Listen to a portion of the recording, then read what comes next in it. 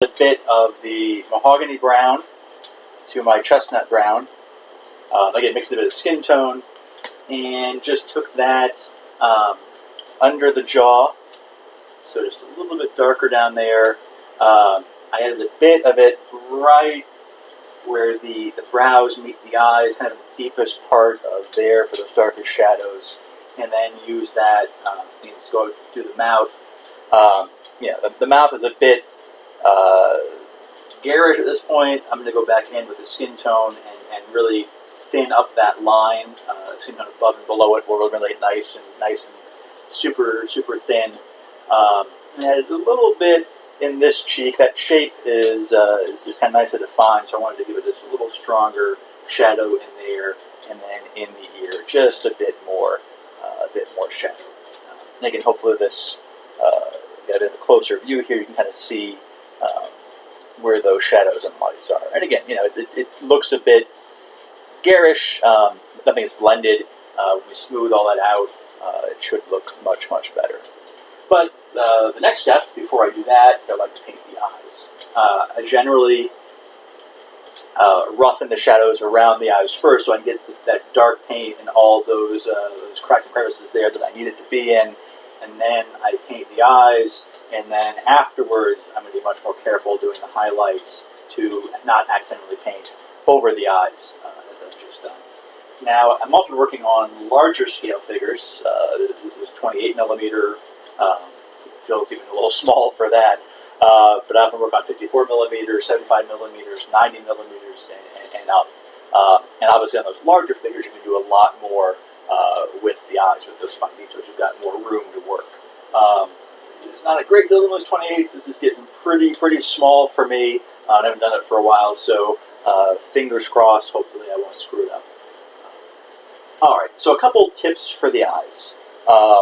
First off, one thing people make a mistake early on is they want to use white for the eyes. I know it makes sense, or it should make sense, the whites of the eyes. But again, think about that zenithal lighting, which I discussed last time. Again, if we have a sphere, we imagine the light source is above the sphere. So the top of the sphere is the lightest, the bottom is the darkest, and then our midtone is more on the side. If you think of the face, the eye, what you're looking at is the side of a sphere, not the top. So if the top is pure white, this needs to be something darker. If you use pure white for the eyes, they pop out way too much. It just looks unnatural. It looks more cartoony. You can use an off-white, and it will look fine. It'll still look, to your brain, it will read white, but it won't be too white, if that makes any sense. So I'll often go for a light gray. In this case, this is another paint called Weathered Stone. It's a light gray. So here's that versus pure white. So you can see there's definitely a difference there. We can go to even a darker gray. Oh, I'm sorry for moving the camera. Here's more of a traditional gray color. So I'm kind of in between. It's not real dark gray, but certainly a step down from white. So I'll use that for the whites of my eyes. Afterwards, we'll need to put in the iris and the pupil. On a 28 millimeter figure, I don't even bother trying to distinguish the iris and the pupil. I would just use, for Vax, I would just use a pure black for both the iris and the pupil. Just make one dot and call it good enough. You could also use dark blue or dark brown if you wanted to have blue eyes or brown eyes. Those colors would sort of simulate the merging of that iris and that pupil. On a larger scale figure, I will actually go in and paint the iris and the pupil distinctly. Here's one that I showed you last time. This is a bust, and you can see I've painted the iris blue, the pupil's black. I've even put in that white catch light there. But again, this is much bigger than Vax. There's no way physically that I can do all of this on this scale of figure, so I don't even bother trying. But again, it's your control of the brush. If you were to work on larger figures, you don't have to do everything. The more you do, the better. But don't feel like just understand what your abilities are, especially if you're a new painter, don't get frustrated if you can't do all of that really, really fine detail work. I certainly can't on a figure of this scale. And it took me a long time to get to the stage on those larger scale figures too. Alright, so I've shaken up my paint. I'm going to squeeze out a bit of that weathered stone onto my palette. See it there. And again, I want to thin it with some water. So I'm dipping a toothbrush into some water. It's just kind of wet on the end. I'll just mix that in there, get it a bit thinner. I don't need this to be super thin because I don't want to go over and over and over the eyes. Just mix it up, get it a little bit thin paint.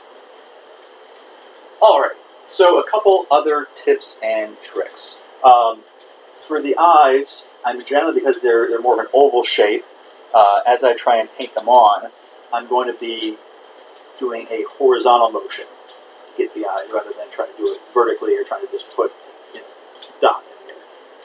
Try and paint along that. Another thing you can do with your brush is when you're getting the paint, you can push the brush along the palette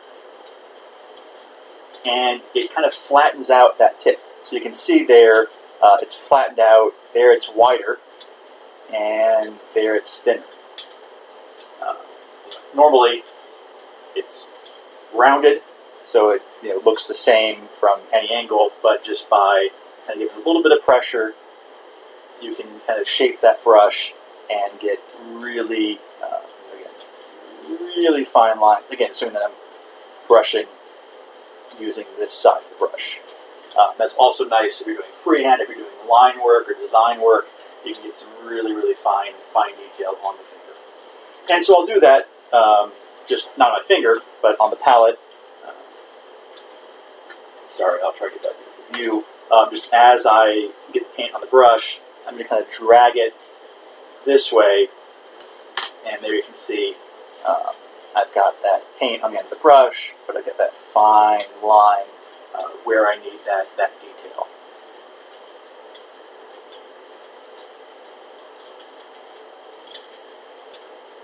Alright, now I will hold my breath and hopefully get that eye. And really this part isn't quite as bad as doing the iris and the pupil. And I don't mind if I get outside of the eye, it's fine. Don't worry about that. See if you can see. Yeah, there you can see a bit of that white on the eye. I've gone in from this side and I've missed a bit of the other side, so I'm going to kind of rotate the model around just to get better angle on it.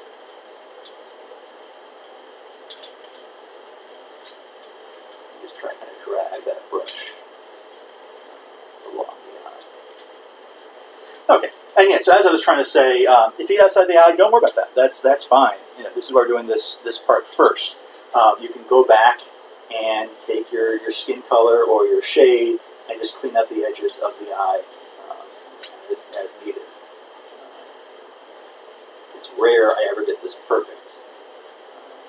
I'm often going back in to fix things, and that's okay. It's not how you start; it's how it looks in the end.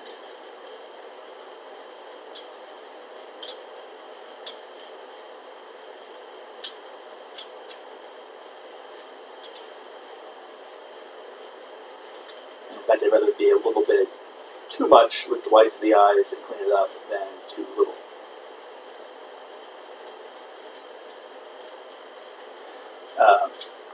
Obviously, all of this, this is for painting Vax, but the general ideas, the general tips work for any figure. The nice thing about this Vax figure is it's a well-sculpted and well-cast figure.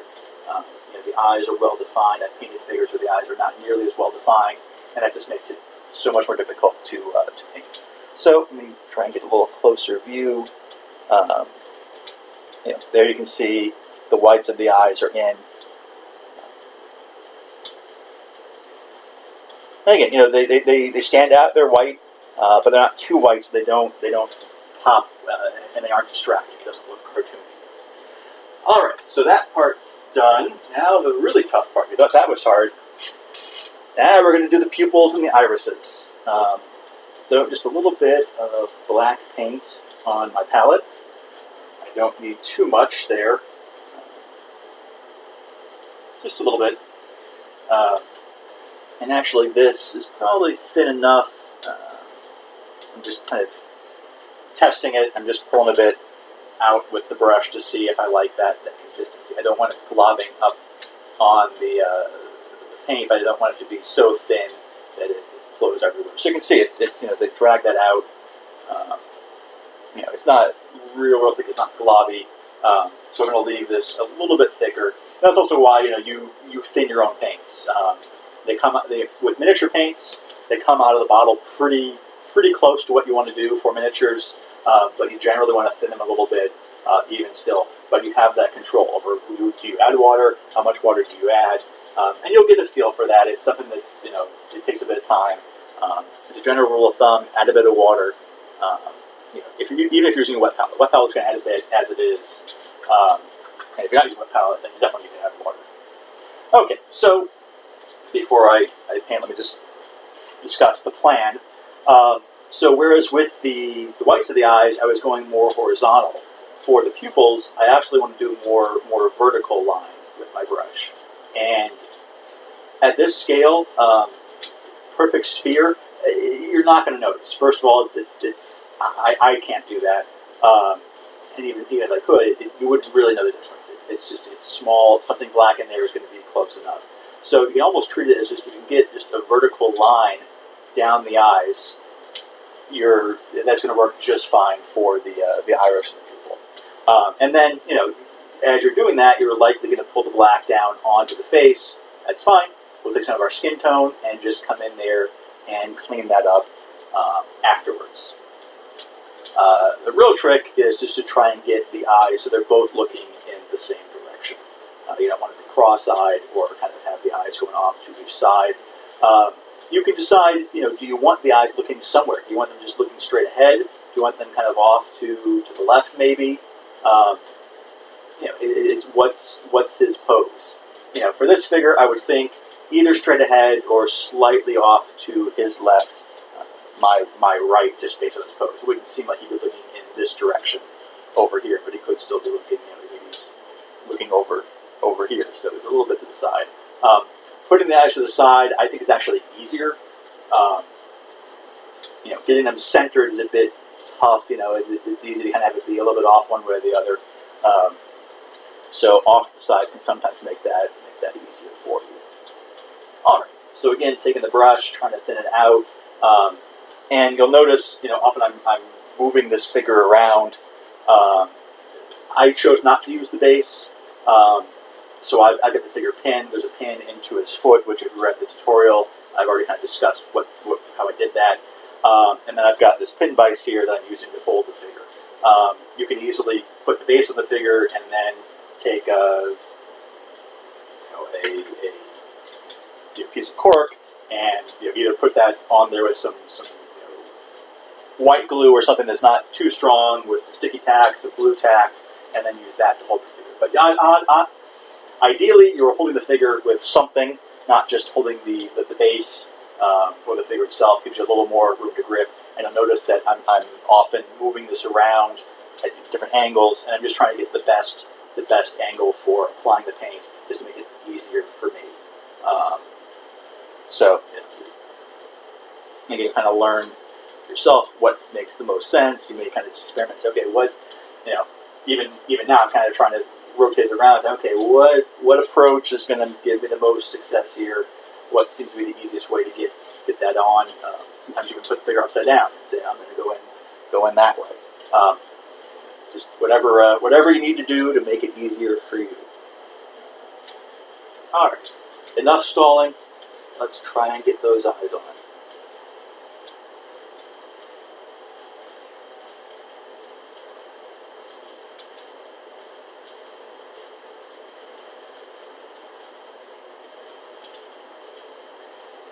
All right, there's one in, or on. It's a little bit below the eye. I think there's an eyelid sculpted in there, so the paint's catching a little bit. So I'm going to go back in and try and get it all the way to the top of the eye. But let's start. And a bit of it is just how much time you want to spend on this. There we go. A little more of a direct angle. I like that a lot more. All right. There we go. Eye is in. And I think we got a bit low, but that's fine. I expect this to overlap a little bit. I'll use some skin tone to hit the bottom of that eye. I actually think I've got a little bit on the palette here. So rather than wait to the next step, I'm just going to go in there. And again, I'm going to do more of a horizontal stroke and try just to outline the bottom of the eye.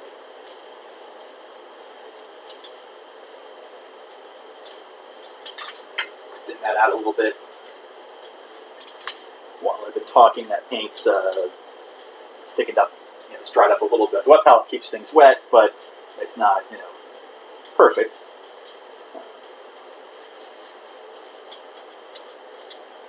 And so, I've kind of angled the brush a little bit. Just going to kind of start below it, and then do some horizontal strokes. And just try and clean that up. So, sorry. There we go. That looks a bit better. All right, one down, one to go. And now the next step, obviously I want to try and kind of get an idea of where is that eye pointed and have the next one follow that.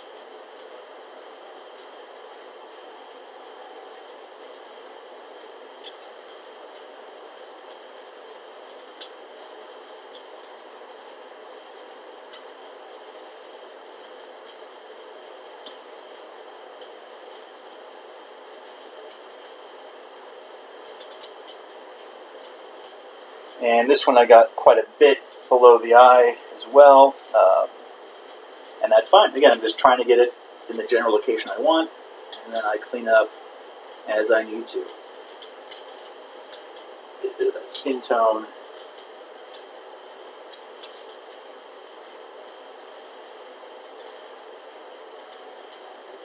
Sorry for not showing that.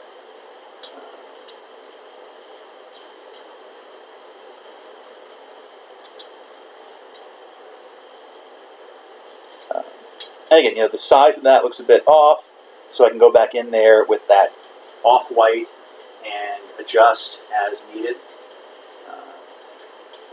Maybe just do this a bit. I think this is still a bit low. Let me go in here with that black.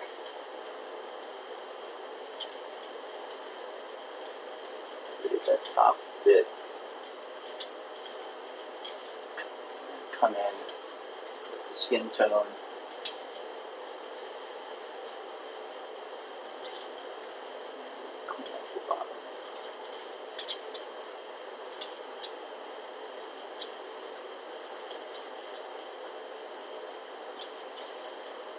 And I think on the inside it has gotten a bit extreme, so I'm going to take some of that off-white and just try to shrink it down just a little bit.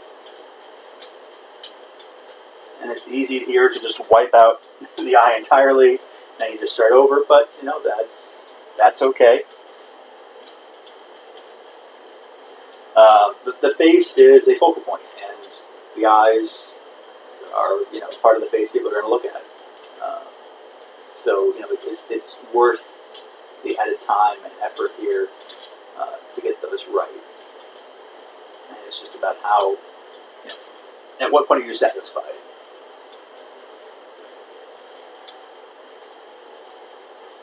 Or frustrated enough that you want to stop. Obviously try and avoid that if you can. But a bit of extra effort here will pay off in the end. All right, so I think that more or less does it for the eyes. I'm fairly happy with that on a 28. And so I'm going to stop and again reset here, and the next step will be doing the blending on the skin. So thank you so much, and keep an eye out for the next tutorial.